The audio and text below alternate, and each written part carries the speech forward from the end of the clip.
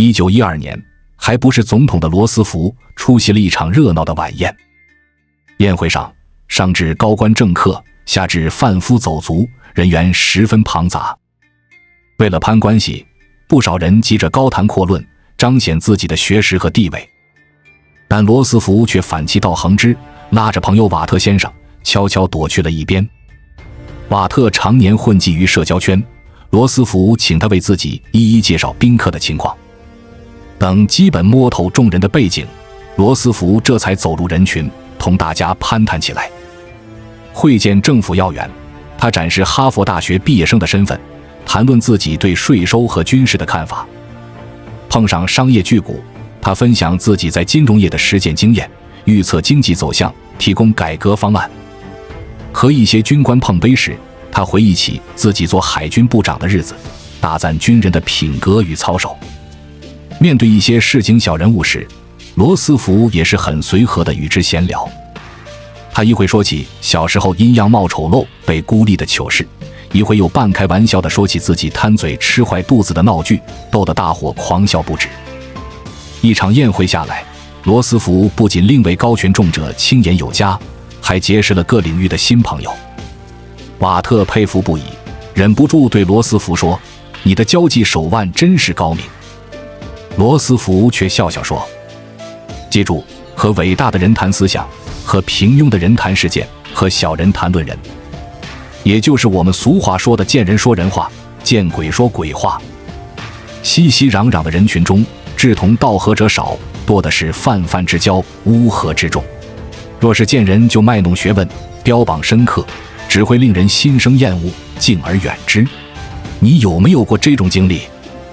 同时间聊天，你说起对职场的高见，大伙不置可否，本来热闹的气氛忽然安静下来。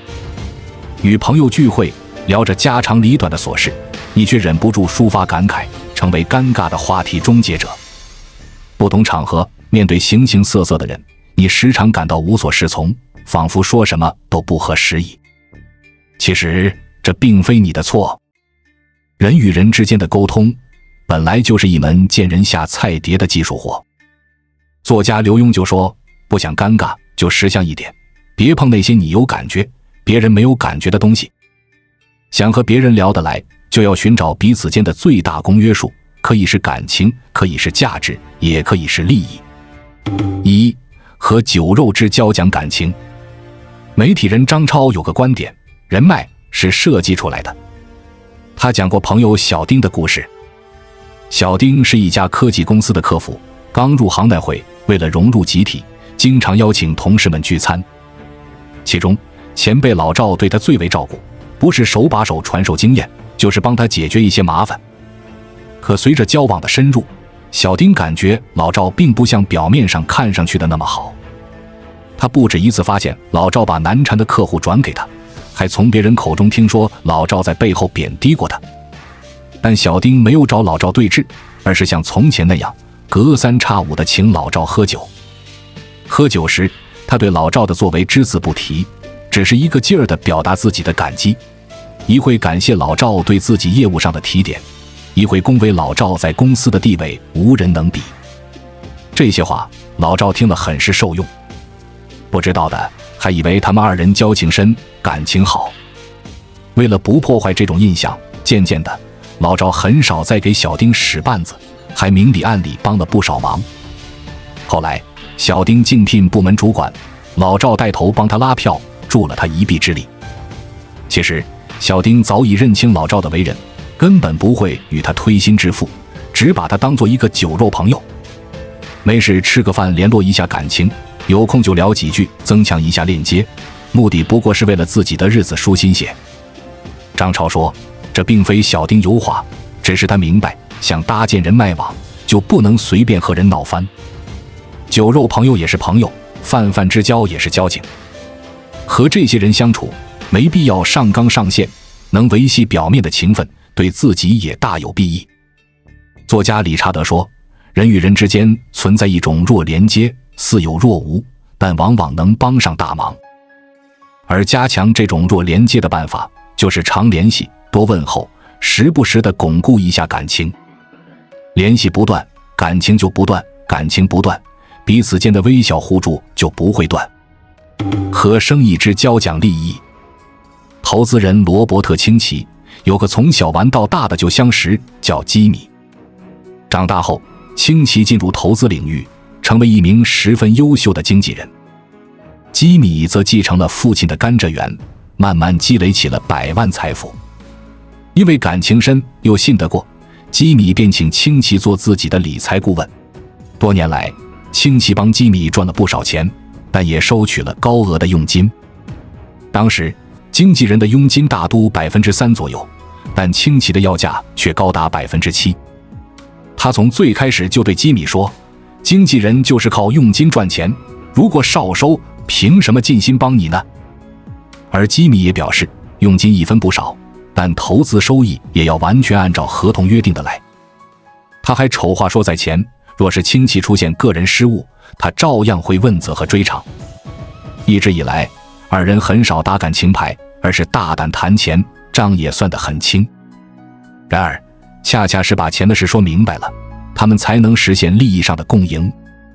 李泽厚说，不在钱的问题上赋予过多的人际顾虑，就不会滋生无端的烦恼。尤其是和有生意往来的人交流，哪怕有交情，也要利字当前。谈钱从来不会伤感情，只有算不完的糊涂账，才会把情谊耗光。二，和君子之交谈价值。朋友间怎么才算聊得来？作家铁凝说，所谓聊得来，就是对方读得懂你的内心，听得懂你的话语。但前提是，这个人与你的见识同步，并能互相给予慰藉、理解和力量。只有心灵契合、思维同频的朋友，才值得我们吐露心声。庄子有个朋友叫惠施，是当时魏国的国相。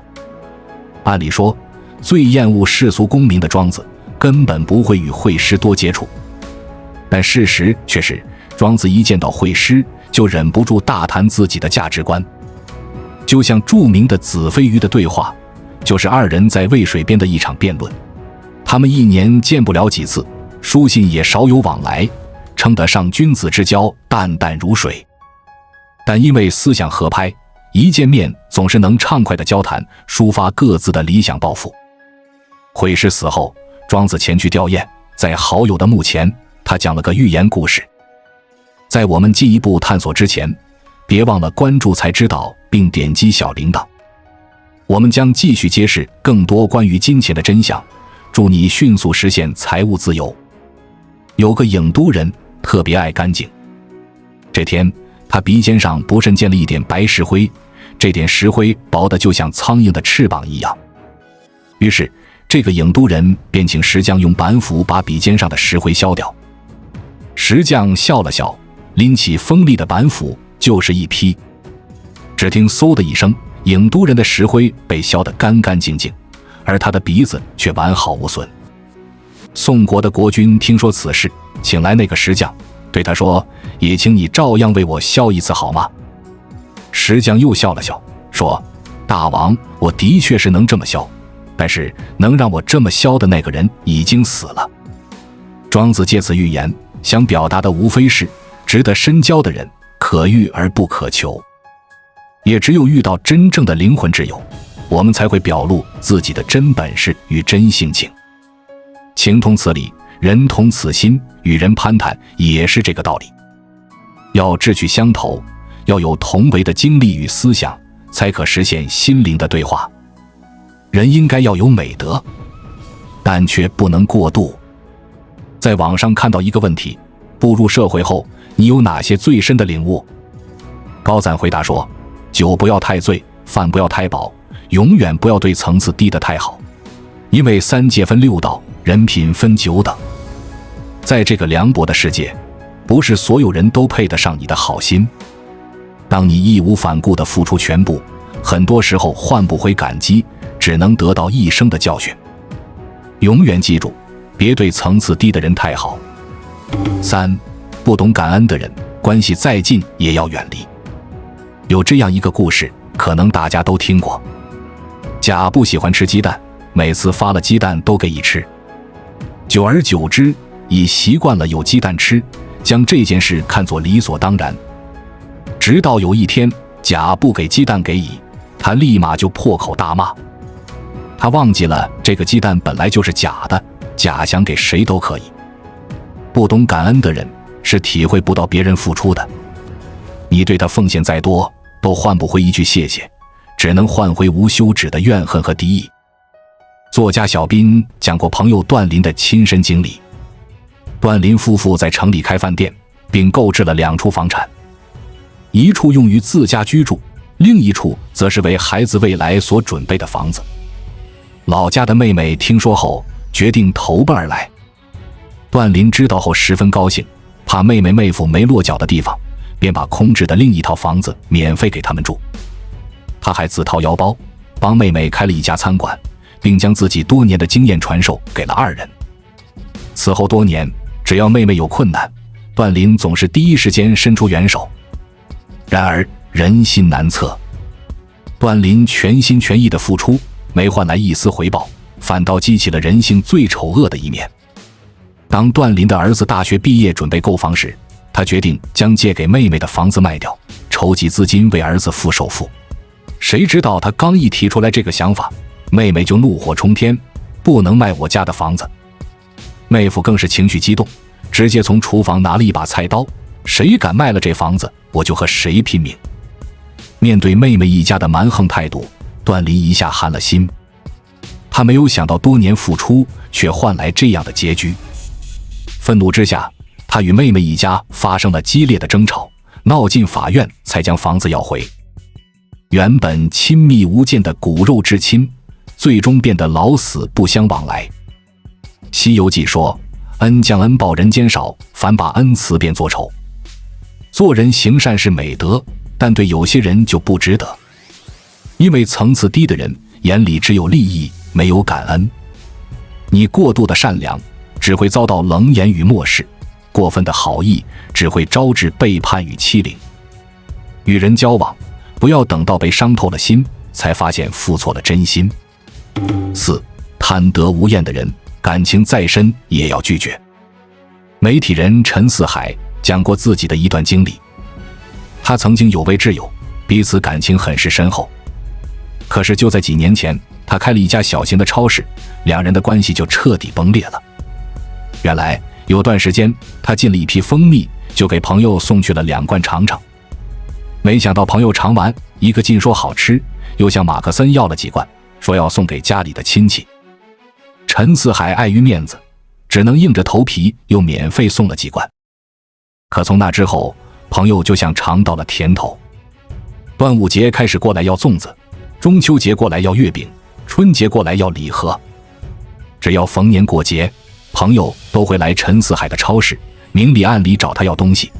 好几次陈四海都提醒朋友付钱，但是对方总是习惯性装傻。最后迫于无奈，陈四海痛下决心与朋友断绝了往来。对于贪婪的人，你再怎么尽力也无法真正满足他们，因为他们的欲望是无止境的，你永远不可能填补那巨大的缺口。你付出越多，对方就会索取越多，最终受损害的只会是自己。作家杨本芬在小说《秋园》中讲过一个故事。有位军官叫仁寿，向来以善良大方著称。有一年，他的父亲离世，他回家奔丧，住在堂弟家。堂弟是当地有名的赌徒，家产几乎都快败光。他见仁寿住在自己家里，故意当着他的面抱怨，说日子不好过。仁寿听完很是愧疚，立马拿出钱，说要包揽堂弟一家所有的开销。没想到堂弟拿到钱，很快就去牌桌上赌个精光。下了赌场，堂弟又盘算起了主意。他暗中与人串通，隔三差五骗取仁寿的钱财。仁寿虽然疑虑，但是每次想到堂弟是自己的亲人，最终还是会倾囊相助。结果不出半年，仁寿就散尽家财，最终变得穷困潦倒。王小波说过，善良从不是一件容易的事。错误的善良不会给他人带来天堂，只会拖累你掉进地狱。层次低的人，他们的可怕之处不仅在于贪婪，而是在贪婪的同时还会无止境的索取。人心似海，欲壑难填。再多的善意也填不满一颗充满欲望的心。好心过了头，只会让别人得寸进尺。永远记住，不要把自己有限的善良去浪费在贪得无厌的人身上。5. 你的善良很珍贵，要给值得的人。在塔木德里，犹太人往往用萨布拉斯来形容自己。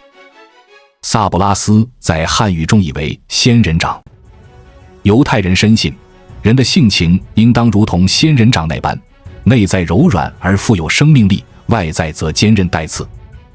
仙人掌虽无法如花朵般娇艳，但正因其周身遍布的锐利之刺，才得以捍卫自己柔软的心。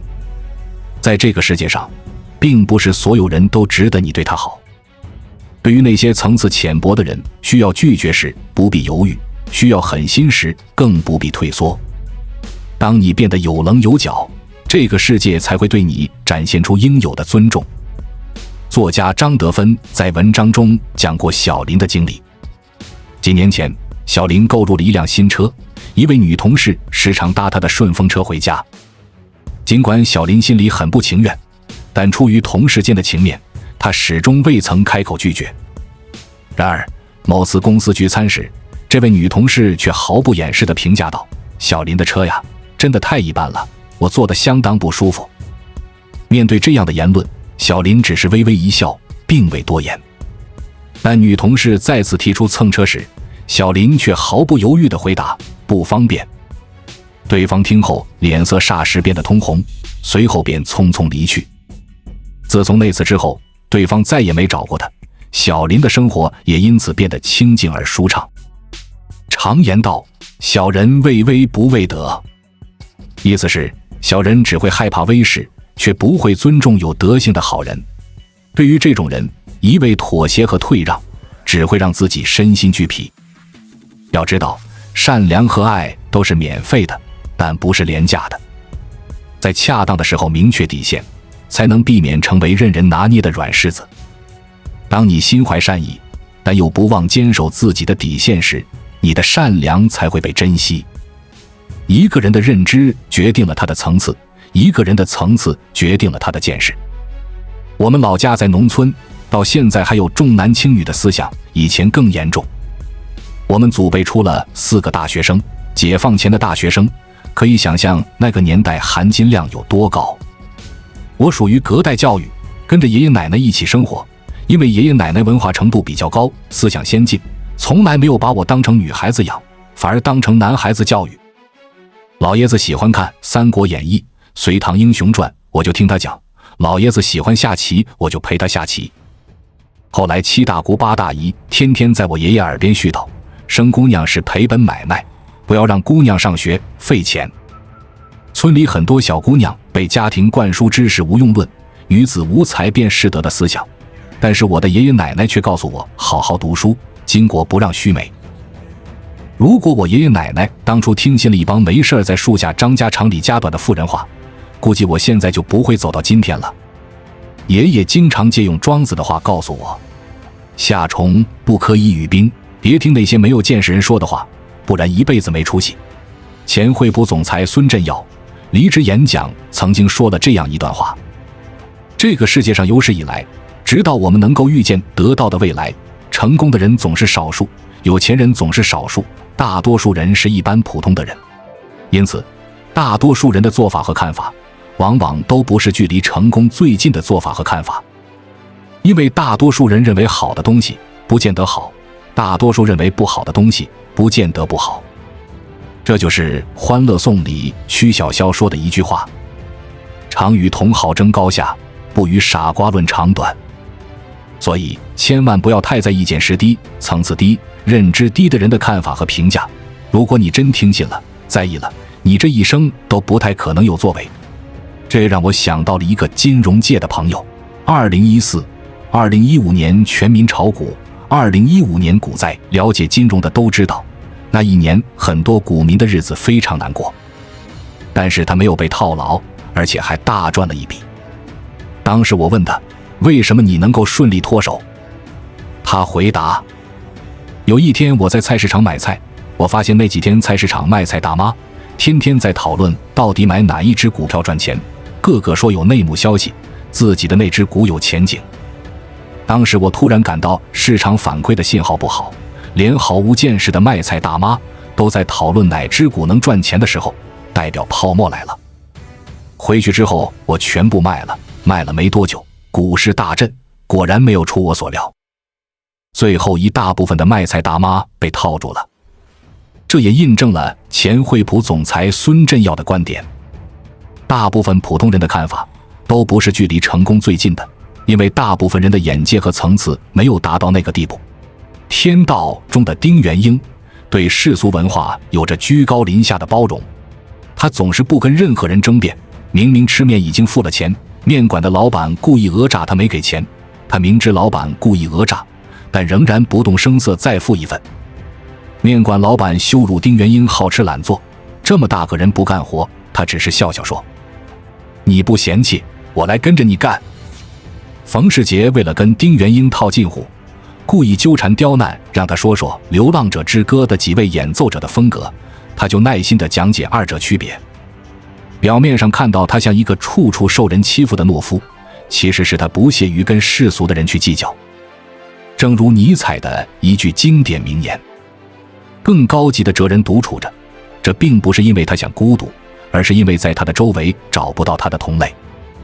当楚格白尼、伽利略的思想提出来的时候，引起全世界的人轰然大笑，事实证明嘲笑他们的人多么的无知。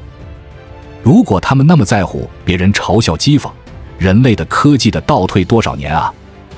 只要生活在这个世界上，难免有人质疑、评论甚至嘲笑，越是思想认知高的人，被人理解的人越少。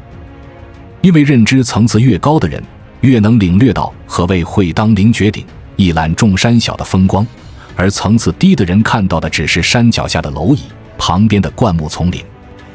不同层次的人看到的是不同的人生风景。当你的认知达到一定高度，千万别跟低层次的人去计较，更不要在意他们的评论，因为你看到的风景他们暂时看不到。金庸在《书剑恩仇录》里说，江湖上人心险恶，对待朋友当然处处以仁义为先，但对付小人，你要是心软待他，那就吃亏上当了。人与人交往最忌讳的就是你不管对谁都释放好意，因为低层次的人不善于感恩，却习惯无休止地索取。你给他们的好多了是债，少了是怨。面对这种予取予求，试着无情一点，冷漠一点。当真心拥有边界，善良也有锋芒，你才能不再寒心和后悔。